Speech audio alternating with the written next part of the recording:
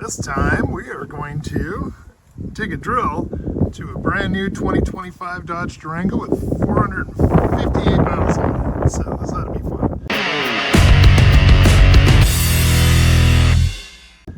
It turns out these racetrack taillights are notorious for leaking, and when they leak the water pools up in here and you can kind of see it. My previous one did this.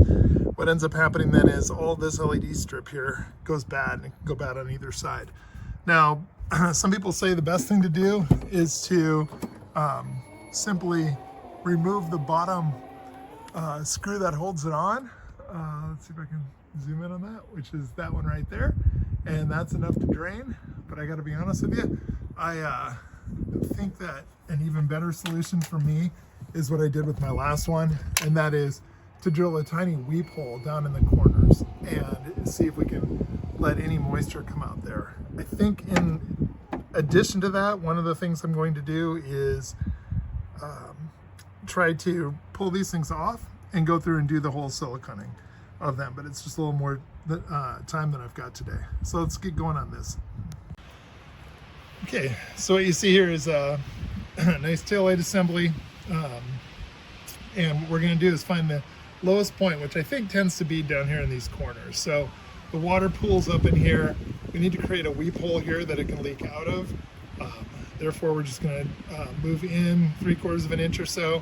We're going to drill up into the inside cavity, but once you go through the plastic, you need to stop, okay? So let's just take a look how it goes. It goes real slow. Offset a little bit here into about the center. And once you get going, you'll see the plastic shavings begin to come out.